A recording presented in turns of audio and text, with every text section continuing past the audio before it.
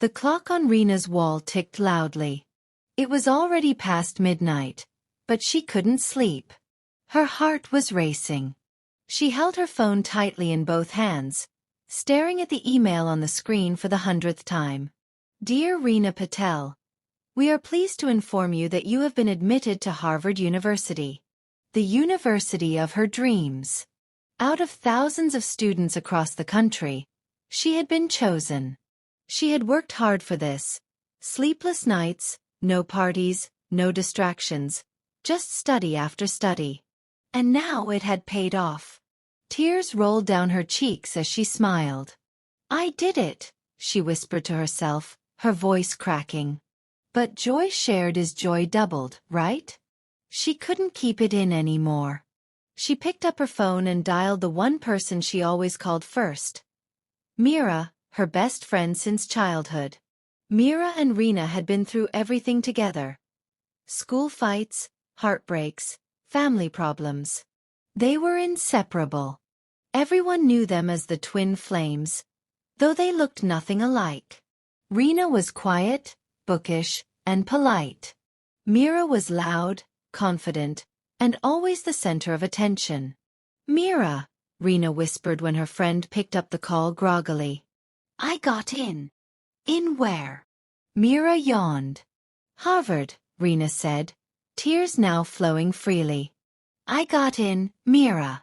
I got the email just now. There was a pause. A long one. Then Mira spoke. Oh, wow. That's amazing. Congrats.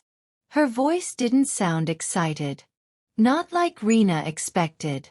Not like she'd sounded when Mira had once gotten a modeling contract last year, and Rena had screamed with joy like it was her own success. But Rena ignored it. Maybe Mira was just sleepy. Thanks, Rena said, trying to fill the silence.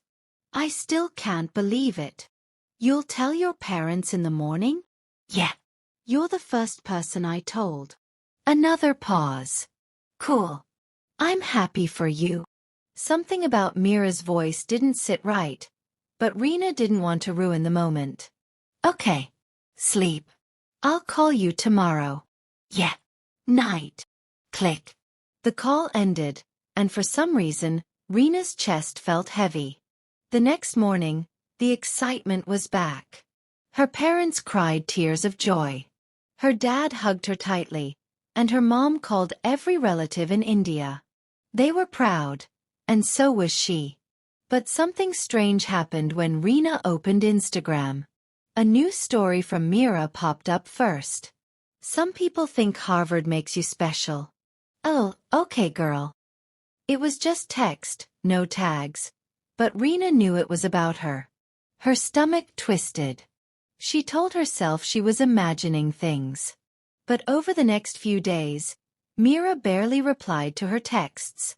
When Rena sent her a picture of the Harvard welcome packet, Mira just responded with a thumbs up.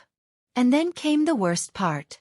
2 weeks later, Mira posted a photo of herself on campus at a local university, standing next to a banner that read, Future Leaders Program. The caption said, Real queens don't need Ivy League to shine. That's when it hit Rena. This wasn't just jealousy. It was war. Mira had always been the popular one, the one people admired. She loved being the best at everything. Rena had always been in her shadow, and Mira liked it that way. But now the world had turned. For the first time, Rena had something that Mira didn't. And Mira didn't like that. Suddenly, friends stopped calling Rena. People who used to chat with her now acted cold. Rumors started spreading. Someone said Rena's dad paid a huge bribe, another said she lied on her application. It was all nonsense, of course. But it hurt. And Rena knew exactly where it was coming from. The girl she trusted with everything. Her best friend. Mira. That night, Rena sat in her room, staring at the same email again.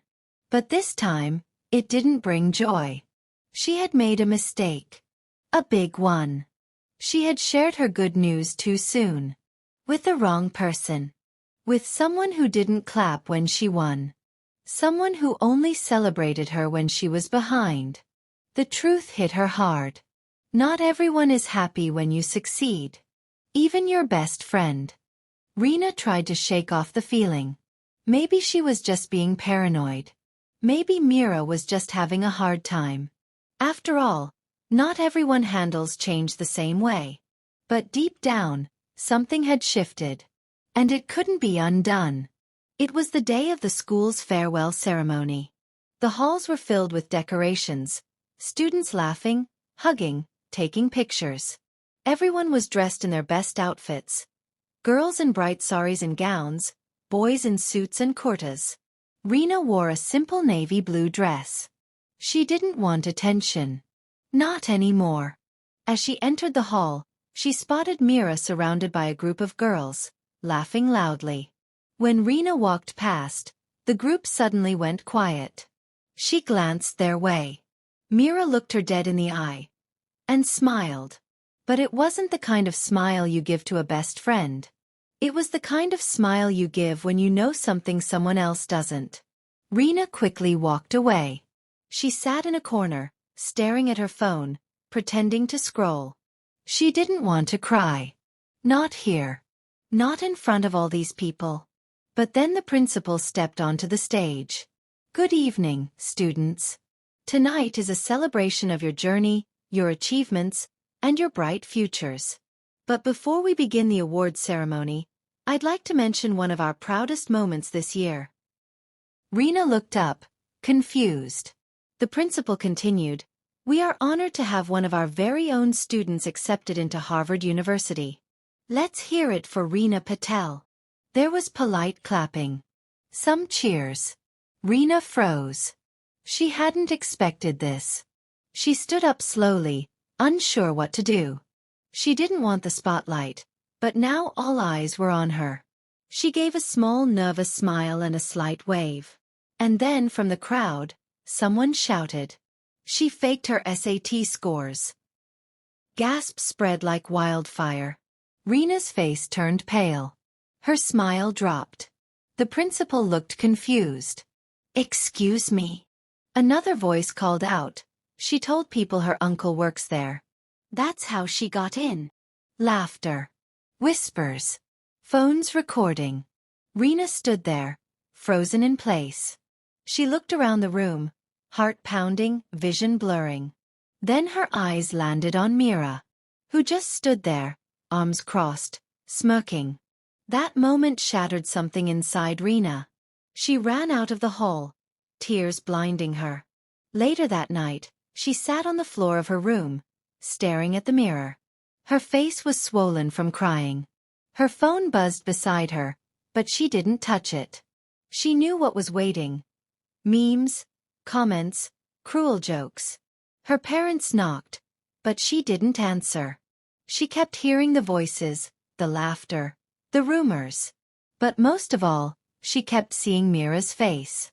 How could someone who claimed to love you destroy you so easily? She thought of all the times she had defended Mira when people called her selfish. All the times she had stood by her, helped her, loved her. And this was the thanks she got. Rena realized something that night. Something cold. Something painful. She kept her head down, finished her exams, and avoided drama. Her days were quiet now, and while loneliness lingered, it felt cleaner than fake friendships. She no longer checked Mira's posts. No longer wondered if things could go back to the way they were. She didn't want them to. One evening, while clearing her desk, Rena came across an old scrapbook. Inside were pictures of her and Mira, sleepovers, school trips, silly notes in sparkly gel pen. She paused at one photo, the two of them, grinning in matching pajamas, arms around each other. On the back, in Mira's handwriting, "No matter what happens, I got your back. Forever." Rena stared at the words. Then without a word, she tore the page out and dropped it into the trash. The farewell week ended quietly. On the last day of school, Rena stood outside the gates, watching as students hugged and cried and promised to keep in touch. She saw Mira laughing with a boy from the drama club, pretending she hadn't set fire to someone else's life. Rena turned and walked away. She wasn't going to say goodbye, because the real goodbye had already happened. The night she picked up the phone and told the wrong person her joy. The first day of summer felt nothing like freedom. Rena sat on her balcony, knees pulled up to her chest, staring at the sky. Her final school year had ended. The books were packed, uniforms folded away, and the farewell ceremony was now just a bitter memory. A memory she tried not to replay.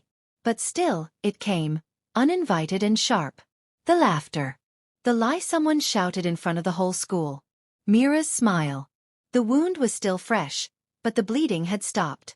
Now, all that remained was the scar. And from scars, new strength begins. Rena spent her first week of summer in silence. She deleted social media from her phone. Ignored calls. Turned down every invitation. Her parents noticed, of course. Her mom tried asking gentle questions. Her dad offered comfort in the form of mango slices and tea. But Rena wasn't ready to talk. Not yet. Instead, she cleaned her room like she was scrubbing away a version of herself she no longer wanted to be. She found old photos of her and Mira, laughing, hugging, making silly faces. She stared at them for a while, then quietly tore them up. Not in anger. In peace. Some friendships don't break in storms. They just fade in silence. This one had ended with a smile and a lie. A week later, an email popped up in Rena's inbox. Subject: Welcome to Harvard. Virtual orientation invitation. Her heart jumped. The invitation included a schedule of events, a list of incoming students by region, and a private forum link to connect before classes started. Rena hesitated. Part of her wanted to ignore it. Hide. Rest. But another part, deep down, wanted to stand up again. So she clicked yes. That same night, she sat at her desk and opened a blank notebook. At the top of the first page, she wrote, "This time, I will build quietly. No more loud announcements. No more looking for approval." She would still rise. But she would do it on her own terms. When the virtual session began, Rena almost backed out. But then she saw the screen fill with faces. People from New York, London, Kenya, Japan, Brazil. Smiling. Nervous. Hopeful. Just like her. The moderator, a second-year student named Maya, welcomed them warmly. Then one by one, the students introduced themselves. When it was Rena's turn, she kept it simple. "Hi, I'm Rena Patel from India. I love science, poetry, and long walks at sunrise. I'm excited, and a little nervous to be here." Someone in the chat typed, "Poetry and science? Cool combo." Another replied, "Same here. Nervous but thrilled." And in that moment, Rena felt something she hadn't in a long time. Belonging. Not because of where she came from or who she used to be friends with, but because of who she was, right here, right now. Over the next few weeks, she threw herself into preparation. She downloaded books, practiced speaking up more, joined a group chat with her dorm mates, and even started writing again. One blog post she wrote, titled "Success Shouldn't Hurt," spread quickly online. It wasn't dramatic or bitter. It was honest. Sometimes, the people you love don't know how to love you when you succeed.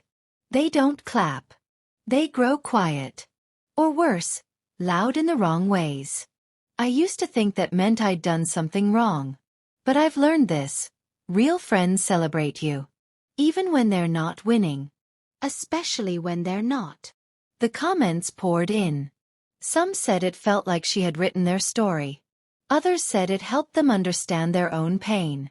A few even shared it with their school counselors. And with every kind word, Rena felt herself heal a little more. One evening, while folding clothes, her phone lit up. Mira.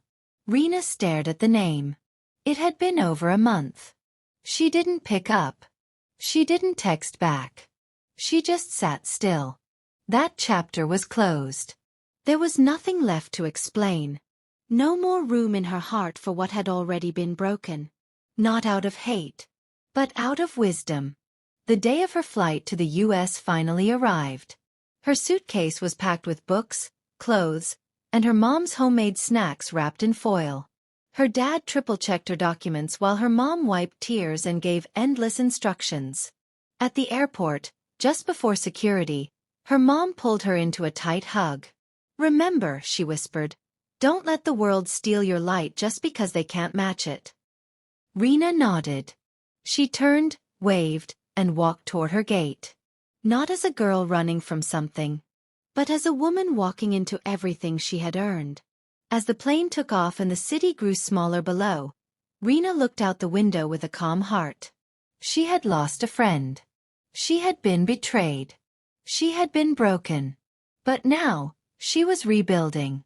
And this time, quietly. Because sometimes the loudest success is the one you don't announce at all. The airplane touched down in Boston with a soft jolt. Rena looked out the window, her breath catching in her throat. This was real. She was really here. Harvard. She stepped off the plane, the cool air brushing against her face like a quiet welcome. Around her were students and travelers, all rushing, talking, moving forward. So was she. Her dorm was simple but charming. A small room with a big window, a sturdy desk, and 2 twin beds. Her roommate, Sarah from London, was warm and talkative. They clicked almost immediately. "You don't talk much, do you?" Sarah teased on the first night. Rena smiled. "I used to." She didn't say more. She didn't need to. That chapter was closed. The first few weeks flew by. Classes were intense, fast, and brilliant. Professors spoke like lightning, quick, sharp, impossible to follow at times. But Rena listened, wrote, studied, grew. No one cared where she came from or what rumors once chased her name. Here, she wasn't the girl who lied. She was Rena Patel, the girl who asked the right questions in class. The one who led a late-night debate about artificial intelligence. The one who gave a speech in a literature seminar that left half the room in thoughtful silence. People noticed her. Not because of gossip, but because of her mind. One evening, after submitting her first major assignment, Rena got a message request on Instagram. It was from Mira. Her heart skipped, then sank. She tapped it open. "I heard you made it there okay. I know I messed up. Just wanted to say I'm sorry. I didn't know how to deal with you getting something I couldn't. Hope you're happy. Take care." No drama. No excuses. Just a late apology. Rena stared at the screen for a long time. And then slowly she typed. "Thank you for saying that. I hope you find your path too." She didn't block her. She didn't reply again. Some people leave your life and take a piece of your trust with them. But that doesn't mean you have to hate them forever. Forgiveness wasn't a gift for Mira. It was a release for Rena. Months passed. One crisp October morning, Rena stood outside a large auditorium. Inside, she was set to speak at a panel for new international students. A panel she had once dreamed of attending, not leading. As she walked up to the microphone, she looked at the crowd of nervous, eager faces and said, "Back home, I thought success would bring me closer to the people I loved. But sometimes success separates you. It scares people. It reveals who claps for you, and who doesn't. And that's okay." The room was silent. Rena continued. "I used to think silence was weakness. But I've learned it's a kind of strength. You don't always have to prove people wrong. Sometimes, just living your truth is enough." And with that, the room broke into applause. That night, as she lay in bed under a sky full of stars far from home, Rena thought about how far she'd come. Not just across oceans or cities, but within herself. She didn't need to shout her wins anymore. She didn't need the world to clap. She had clapped for herself. Quietly. Steadily. Powerfully. Because now she knew. Sometimes, your light will make others uncomfortable. That's not your fault. It's their darkness. And you must never, ever dim your light to fit their comfort.